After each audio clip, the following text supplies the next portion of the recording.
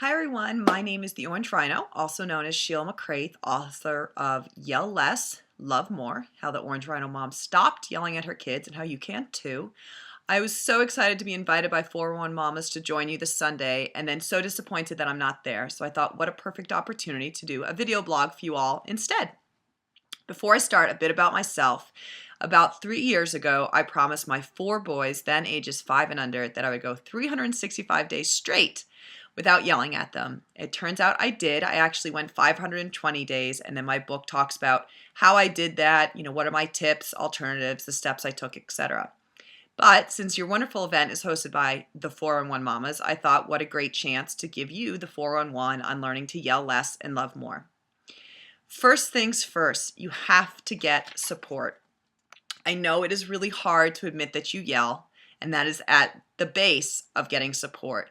But tell people. I told the Facebook world, I told the barista at Starbucks, I told my parents, my friends, I even told my kids.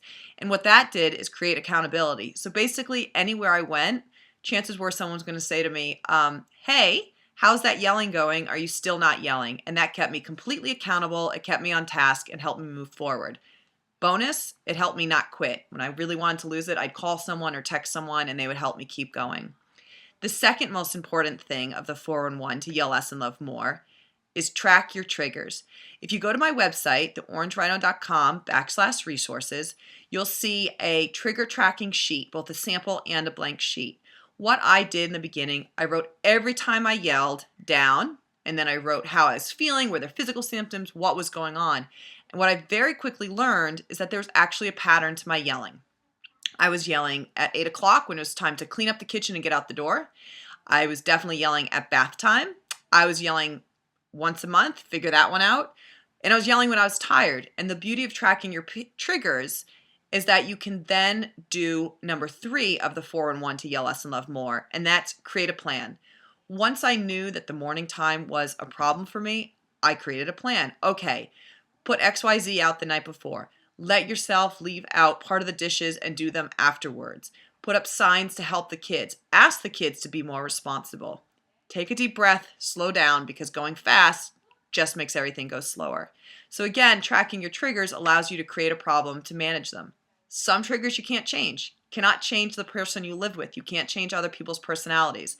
But you can always change yourself. And I think that's one of the big things you will see in trigger tracking is that for me, it was 8 out of 10 times, I wasn't yelling because of the kids. I was yelling because of me.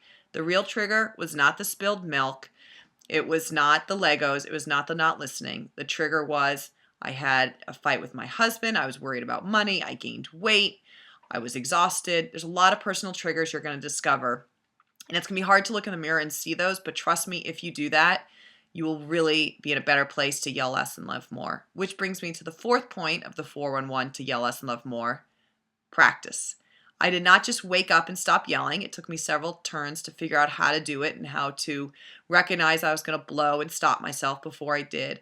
But the more I practiced, the more I learned to turn away instead of yelling at my kids. The more I learned to recognize that it was coming and I had to create a plan or do one of my alternatives, i.e. scream into the freezer. FYI, Lego Eggos, that's what we call them here.